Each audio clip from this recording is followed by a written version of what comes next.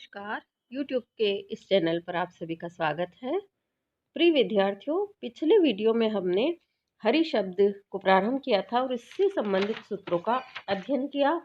द्वितीय बहुवचन हरिण शब्द तक हमने सिद्धि भी सीखी है और शेषोज्ञ सखी, जिससे हरि शब्द की गी संज्ञा होती है। यह गी संज्ञा विधायक सूत्र है और जो कॉम्पिटिटिव एग्जाम होते हैं उसमें भी गी संज्ञा का विधायक सूत्र पूछा जाता है या घी संज्ञा किसे कहते हैं यह पूछा जाता है। तो आपको शेषोज्ञ सखी सूत्र अगर पूछे तो यह लिखना है और घी संज्ञा किसे कहते हैं तो इसका अर्थ लिखना है। यहाँ का है शेषोज्ञ घी असखी, मतलब सखी शब्द को छोड़कर। सखी भी रस विकारांत है, लेकिन इस सूत्र में कहा है कि सखी शब्द को छोड़कर जिनकी नदी संज्ञा नहीं हुई है ऐसे रस विकारांत और उकारांत शब्दों की घी संज्ञा होती है। जैसे कि हरि है, भानु है, जो कि रस विकारांत और उकारांत शब्द है, इनकी घी संज्ञा, और ये पुल्लिंग है, इनकी घी संज्ञा नहीं होती है।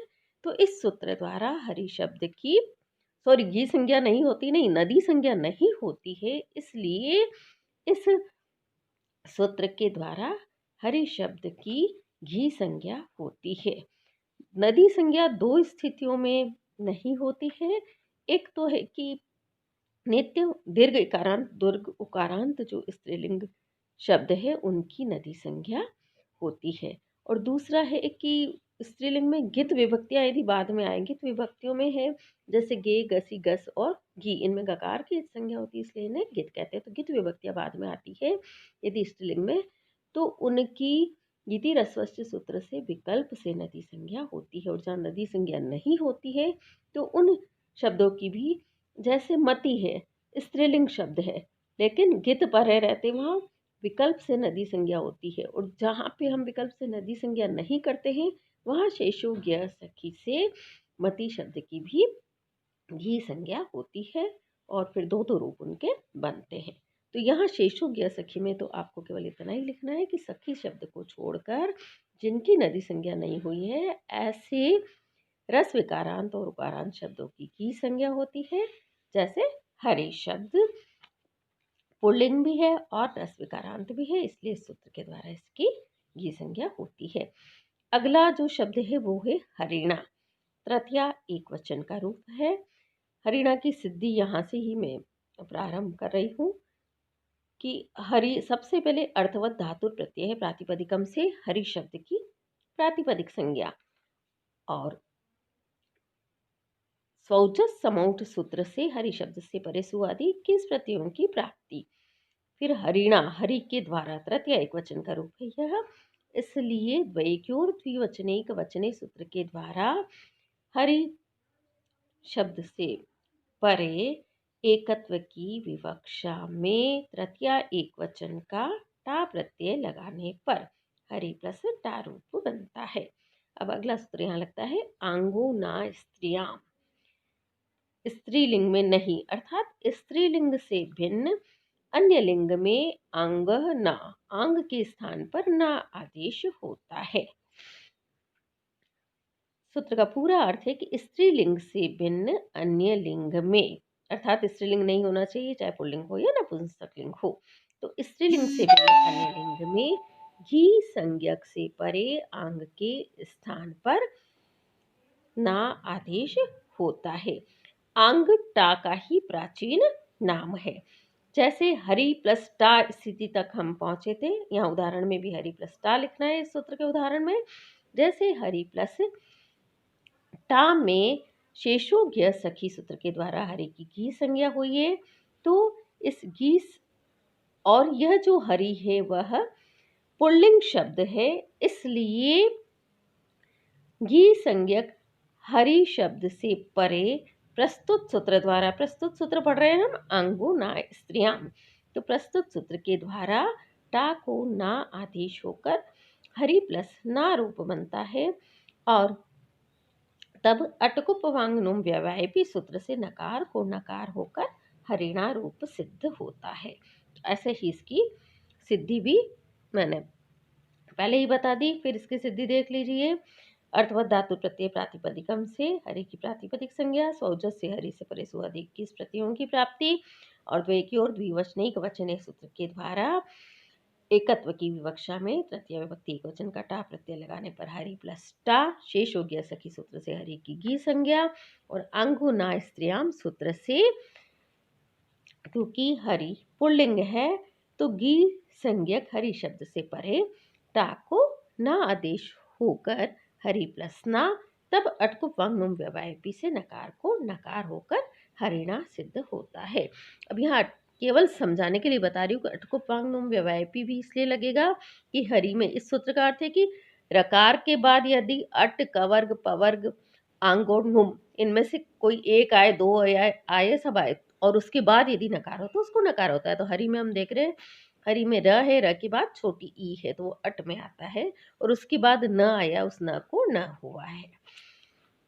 अब देखिए हरिभ्याम, हरिभ्याम तृतीया चतुर्थी पंचमी द्विवचन में बनता है। तृतीय विभक्ति द्विवचन का देख लीजिए आप, जैसे सबसे पहले वही तरीका है, अर्थवत धातु प्रत्यय है, प्रातिपदिकम से हरि की प्रातिपदिक संज्ञा, सौजस समोर से हरि से परे सुआदि 21 प्रत्ययों की प्राप्ति, द्वैकी और द्विवचनिक वचन सूत्र के द्वारा एकत्व की विवक्षा में तृतीय विभक्ति द्विवचन का भ्याम प्रत्यय लगाने पर। ऐसे ही चतुर्थी का होगा तो चतुर्थी में भी भ्याम लगता है, पंचमी में भी भ्याम लगता है। तो तृतीय विभक्ति द्विवचन का भ्याम प्रत्यय लगाने पर हरि हरि प्लस भ्याम रूप बनता है। सरूपाणा में एक शेष एक विभक्तो सूत्र से एक हरि शब्द का लोप होने पर हरि प्लस भ्याम रूप बनता है, और मिलाओ तो हरि भ्याम रूप सिद्ध होता है। ऐसे ही हरि भी तृतीया बहुवचन, हरिणा हरिभ्याम, हरि भी है तृतीया, तो हरि भी तृतीया बहुवचन का रूप है। 3 हरि के द्वारा है, बहुत से हरि के द्वारा।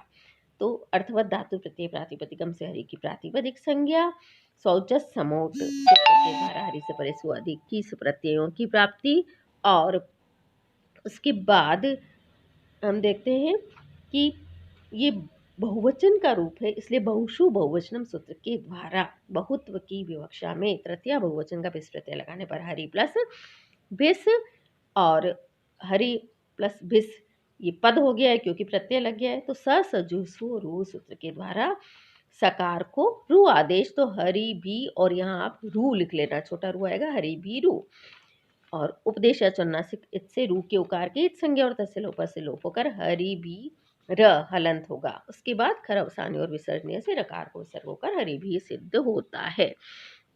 अब अगला सूत्र घेर गीति है, इससे जो शब्द निष्पन्न होता है बनता है वह है हर, ये चतुर्थी एक वचन का रूप है। तो वहाँ भी सबसे पहले हम अर्थवत धातु प्रत्यय प्रातिपदिकम से हरि की प्रातिपदिक संज्ञा करेंगे। स्वजस समोट सूत्र के द्वारा हरि से परे सुआदि 21 प्रत्ययों की प्राप्ति होती है। द्वैकी और द्विवचनिक वचने सूत्र के द्वारा एकत्व की विवक्षा में चतुर्थी एक वचन का घी प्रत्यय लगाने पर हरि प्लस ये रूप बनता है, और फिर ल शक्व तद्धिते सूत्र से घे के आदि गकार की इत संज्ञा हो जाती है, और तस्य लोप से उसका लोप होकर हरि प्लस ए रूप बनता है। लशक्व तद्धिते का भी मैं कई बार अर्थ बता चुकी हूँ। तद्धित भिन्न प्रत्यय के आदि लकार शकार और कवर्ग की इत संज्ञा होती है, और ये ग कवर्ग में आता है। ये केवल समझाने के लिए मैंने बताया है। जब हरि प्लस ए स्थिति आ जाती तब सूत्र लगता है घेर गीति। अब इस सूत्र को पहले देख लीजिए। घेर गीति, गीति का अर्थ है गित परे होने पर, घेर मतलब की संज्ञक के स्थान पर। तो यह इस सूत्र का पूरा अर्थ है कि गी संज्ञक को गित प्रत्यय परे रहते, गित सुप प्रत्यय परे रहते गुण आदेश होता है। जैसे हरि प्लस ए ब्रैकेट में आप लिख सकते हैं गे, यहाँ हरि की शेषु ज्ञ सखी सूत्र के द्वारा घी संज्ञा हुई है, और इस घी संज्ञक हरि से परे ए है। यह ए गे का बचा हुआ रूप है जो गित है, क्योंकि गे में गकार की इत संज्ञा हो जाती है, इसलिए गे को गित कहते हैं। तो इस प्रकार गी संज्ञक हरि से परे गित सुप ए है, अतः प्रस्तुत सूत्र के द्वारा हरि के इकार को गुण आदेश होता है, और हरि के इकार को गुण एकार ही होगा, तो हरि के इकार को गुण इकार होकर हरे प्लस ए रूप बनता है और अयादेश होकर हरिये रूप सिद्ध होता है। तो गैरगिति सूत्र की व्याख्या में आपको इतना लिखना है। अब सिद्धि में हमने जो सिद्धि मैंने बताई है, गैरगिति सूत्र जो आएगा वहाँ हमें लिखना है, या प्रारंभ से मैं फिर आपको स्पष्ट कर दूं। अर्थवत धातु प्रत्यय प्रातिपदिकम से हरि की प्रातिपदिक संज्ञा, सौजस समोट से हरि से परे सुआदि 21 प्रत्ययों की प्राप्ति, द्वैक्योर द्विवचनिक वचने सूत्र द्वारा चतुर्थी एक वचन का घे प्रत्यय लगाने पर हरि प्लस घे लशक तद्धिते से आदि गकार की इत संज्ञा और तस्लोप से लोप होकर हरि प्लस ए रूप बनता है। तब शेष हो गया सखी से हरि की घी संज्ञा। उसके बाद घेर गीति सूत्र से घी संज्ञक हरि के इकार को गुण एकार होकर हरे प्लस ए। उसके बाद एचो अय वायावह से ए के स्थान पर अय आदेश होकर हर अय ए र हलंत य हलंत मिलाने पर या बराबर करके लिख सकते हैं, बराबर हरि रूप सिद्ध होता है। इस प्रकार से यहाँ हरि रूप की हमने सिद्धि की है। अब अगला जो सूत्र है वो है गसी गसोश्च। चतुर्थी का जो रूप है वहाँ हरिये हरिभ्याम और चतुर्थी बहुवचन में बनेगा हरिभ्यः। हरिभ्यः में क्या है कि हरि शब्द की प्रातिपदिक संज्ञा सौजस समोट से हरि से परेसु आदि 21 प्रत्ययों की प्राप्ति, और फिर चूंकि बहुवचन का रूप है बहुत से हरि के लिए, और अगर पंचमी आएगी बहुवचन तो बहुत से हरि से, ठीक है ना। तो चतुर्थी जो बहुवचन वैसे ही पंचमी बहुवचन होगा, हम चतुर्थी बहुवचन को यहाँ सिद्ध कर रहे हैं। तो बहुसु बहुवचनम सूत्र के द्वारा बहुत्व की विवक्षा में चतुर्थी बहुवचन का अभ्यस प्रत्यय लगाने पर हरि हरि हरि प्लस भ्यस रूप बनता है। और उसके बाद सरूपाणा में एक शेष एक विभक्त सूत्र से दो हरि शब्दों का लोप होने पर हरि प्लस भ्यस रूप बनता है। उसके बाद स सजु सोरू से सकार को रू आदेश होकर हरि भ्य, और स के स्थान पर हम लिख देंगे रू, हरि भ्य रू, और रू के उकार की उपदेशच अनुनासिक इत से इत संज्ञा और तस्लोप से लोप होकर हरि भ्य और हलंतरा लिखेंगे वहां पे हरि भ्य र। तब खर अवसानी और विसर्जनीय से रकार को विसर्ग होकर हरिभ्य सिद्ध होता है। ऐसे ही पंचमी बहुवचन हरिभ्य रूप सिद्ध होगा। अब पंचमी षष्ठी एक वचन में हरेह शब्द बनता है। हरे शब्द के लिए हम पंचमी एक वचन का यहाँ सिद्ध कर रहे हैं, वैसे ही षष्ठी एक वचन का है। जैसे सबसे पहले हरि की अर्थवत धातु प्रत्यय प्रातिपदिकम से प्रातिपदिक संज्ञा, सौजस समोट से हरि से परे सुआदि 21 प्रत्ययों की प्राप्ति, द्वैक्योर द्विवचनिक वचने से, क्योंकि इसका अर्थ है हरि से, एक हरि से है ना, तो द्वैक्योर द्विवचनिक वचने सूत्र के द्वारा एकत्व की विवक्षा में पंचमी एक वचन का गसी प्रत्यय लगाने पर हरि प्लस गसी, गसी के गकार की लशक तद्धिते से और इकार की छोटा जो ई है इकार की उपदेशच अनुनासिक इत से इत संज्ञा, तस्य लोप से घ और ई दोनों का लोप, घकार और इकार दोनों का लोप हो जाता है, तब हरि प्लस अस स्थिति रहती है। उसके बाद शेषो ज्ञ सखी से हरि की घी संज्ञा, और तत्पश्चात घेर घीति सूत्र से हरि प्लस अस हमने देखा है। अस जो है वो गसी का बचा हुआ रूप है, क्योंकि यहाँ गकार की इत संज्ञा हुई है, इसलिए ये अस क्या है, गित सुप है। इसलिए घेर घीति सूत्र से हरि के इकार को एकार होकर हरे प्लस अस रूप बनता है। इसके बाद अगला सूत्र प्रवृत्त होता है, और अगला सूत्र है गसी गसोश्च। गसी गसोश्च का अर्थ है एंग से परे गसी या गस का आकार हो तो पूर्व और परवर्ण के स्थान पर पूर्व रूप एकादेश होता है। जैसे पंचमी एक वचन में हरि प्लस अस, अस किसका रूप है, गसी का रूप है, इसलिए ब्रैकेट में गसी लिख दीजिए।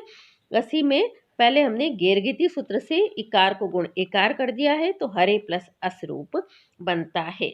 यहाँ हम देखते हैं कि हरे में ए है वो एंग प्रत्याहार में आता है, तो हरे में ए एंग है और उससे परे घसी का आकार अ आया है, अस में घसी का आकार अ आया है, इसलिए प्रस्तुत सूत्र द्वारा, प्रस्तुत सूत्र जिसकी व्याख्या हम कर रहे हैं घसी घसोष्ट सूत्र के द्वारा, पूर्व वर्ण ए और पर वर्ण अ के स्थान पर पूर्व रूप एकादेश कौन सा होगा? ए होकर हर ए स, र हलंत हो जाता है, ए और स मिलाने पर हरेश रूप बनता है और तब सकार को रुत्व और विसर्ग होकर हरेह रूप सिद्ध होता है। तो इसकी हरेह की सिद्धि आप एक बार पुनः देख लीजिए। हरि शब्द की अर्थवत धातु प्रत्यय है, प्रातिपदिकम से प्रातिपदिक संज्ञा, स्वौजस समोट से हरि से परिसुवादि 21 प्रत्ययों की प्राप्ति, वेक्य और द्विवचनिक वचने सूत्र के द्वारा एकत्व की विवक्षा में पंचमी एक वचन का घसी प्रत्यय लगाने पर हरि प्लस घसी रूप बनता है। ल शक्रु तद्धित से घसी के गकार की और उपदेशी अचनुनासिक इत से घसी के इकार की इत संज्ञा होती है। तस्य लोप से दोनों का लोप अर्थात गकार और इकार का लोप होकर हरि प्लस अस रूप रहता है। शेषो ज्ञ सखी से हरि की घी संज्ञा, घेर गीति सूत्र से हरि के इकार को गुण एकार होकर हरे प्लस अस रूप बनता है। अब तब घसी घसोष्ट सूत्र के द्वारा घसी का आकार परे रहते पूर्व वर्ण ए और परवर्ण अ, ए प्लस अ के स्थान पर पूर्व रूप एकादेश एकार होकर, या हम सीधा ही लिख सकते हैं कि घसी घसोष्ट सूत्र के द्वारा पूर्व रूप एकादेश एकार होकर हर ए स बराबर हरेश स्थिति बनती है। स सजो सो रू से सकार के स्थान पर रू आदेश होकर हरे रू, और उपदेश अच अनुनासिक इत से रू के उकार की इत संज्ञा और तस्लोप से उकार का लोप होकर हरे र, हलंत लिखेंगे र, हरे र रूप बनता है। और खर अवसानी और विसर्जनीय से रकार को विसर्ग होकर हरे रूप सिद्ध होता है। षष्ठी एक वचन में भी यही प्रक्रिया चलती है। वहाँ हम हरि की प्रातिपदिक संज्ञा अर्थवत सूत्र से, उसके बाद सौजस समोठ से सुआदि 21 प्रत्ययों की प्राप्ति, वेक्य और द्विवचनिक वचने से एकत्व की विवक्षा में षष्ठी एक वचन का गस प्रत्यय लगाएंगे और गस प्रत्यय के गकार की लशक तद्धित से इत संज्ञा होकर और तस्लोप से उसका लोप हो जाता है, तब हरि प्लस अस स्थिति रहती है। और हरि प्लस अस जब स्थिति रहती है उसके बाद जिस तरह से हमने षष्ठी का रूप सिद्ध किया है वैसे ही सिद्ध होगा, अर्थात इसके बाद सूत्र लगेगा शेषो ज्ञ सखी से हरि की घी संज्ञा, घेर गति से हरि के कार को गुण होकर दोनों क्या होगा ए, तो गुण ए होकर या एकार होकर हरे प्लस अस, और घसी घसोष्ट से यहाँ पूर्व रूप एकादेश ए होकर हरेश और फिर ससजु स्वरूप से सकार को रू हरे रू, उपदेश चन्नासिक से रू के उकार की इत संज्ञा तस्लोप से लोप होकर हरे र, खरवसानी और विसर्जनीय से रकार को विसर्ग होकर हरे रूप सिद्ध होता है। इसी प्रकार से हरयोह षष्ठी सप्तमी द्विवचन का रूप है, दोनों में ओस प्रत्यय लगता है, तो हम षष्ठी द्विवचन का रूप सिद्ध करते हैं। हरि की प्रातिपदिक संज्ञा अर्थवत धातु प्रत्यय प्रातिपदिकम से और सौजस समोट से हरि से परे सुआदि 21 प्रत्ययों की प्राप्ति, द्वैक और द्विवचनिक वचने से द्वित्व की विवक्षा में षष्ठी द्विवचन का ओस प्रत्यय लगाने पर हरि हरि प्लस ओस स्वरूपाणाम एक शेष एक विभक्तों से एक हरि शब्द का लोप होने पर हरि प्लस ओस रूप बनता है। तब इकोयणची सूत्र से ई के आगे ई एक प्रत्याहार में आता है, तो ई के आगे अच ओ आया है, तो ई के स्थान पर यण आदेश यह होकर, यण आदेश यकार होकर हर र हलंत हो गया, यह हलंत हर य और ओस मिलाने पर हरियोस रूप बनता है। तब ससजु स्वरूप से सकार को रू हरियो रू, उपदेश चन्नासिक से रू के उकार की इत संज्ञा तस्लोप से लोप होकर हरियो र, और खर अवसानी और विसर्जनीय से रकार को विसर्ग होकर हरियोह रूप सिद्ध होता है। अब हरिणाम सूत्र की सिद्धि में अगले व्याख्यान में करूँगी। आज बस इतना ही। बहुत बहुत धन्यवाद।